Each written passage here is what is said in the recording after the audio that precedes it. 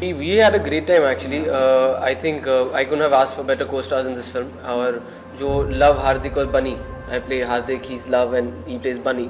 इन तीनों की केमिस्ट्री जितनी स्क्रिप्ट में लिखी गई थी, आई थिंक इम्प्रोवाइजेशंस करके और एक दूसरे के साथ टाइम स्पेंड करके we had a great time and I think our directors are happy with what they saw.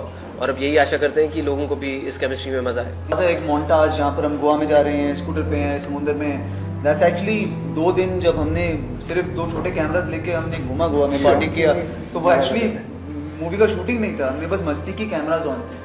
So that's the kind of vibe it was. ये पोस्टर में आप देखिए कि इस फिल्म में जो सबसे बड़ा सवाल इन लोगों के, तीनों लड़कों के पास आता है, वो ये है कि ये ज़ॉम्बीज़ मरते ही नहीं हैं. ये हमें खाना चाहते हैं लेकिन हमारे से मर नहीं रहे.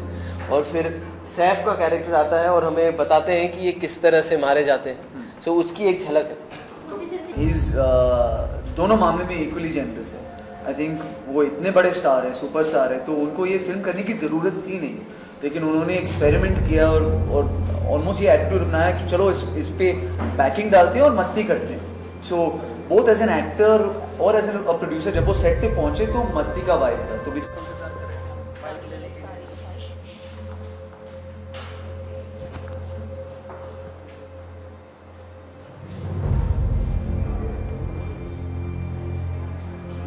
बहुत अच्छा लगा. इनफैक्ट जैसे वीर और आनंद कह रहे थे, I think he was spot enough. जब उन्होंने किरदार सुना और राजू डी के चाहते थे कि अलग लुक करें, उन्होंने दरअसल एक्चुअली अपने बाल ब्लॉन्ड कलर किए और ना कि विग पहनी. और एक रशियन ट्यूटर था उनके लिए सेट पे, क्योंकि उन्हें रशियन में कुछ लाइनें बोलनी थी. And he put in that hard work and that effort, and I think that's commendable. And we had a great time on set. Like we said, मस्ती हो रही थी. आई थिंक चैलेंजिंग इस फिल्म को शुरू करना था, क्योंकि जब ये आइडिया आया और इस पर स्क्रिप्ट लिखी गई, क्योंकि इतनी नई है तो बहुत सारे लोग ये रिस्क नहीं लेना चाहते थे, क्योंकि एक्सपेरिमेंटेड जॉनर है नहीं. पहली बार हम एक तो ज़ॉम्बीज़ लेकर आ रहे हैं और एक ऐसे जॉनर को एक्सपेरिमेंट कर रहे हैं जहाँ पे हॉरर और कॉमेडी को मिक्स किया गया है.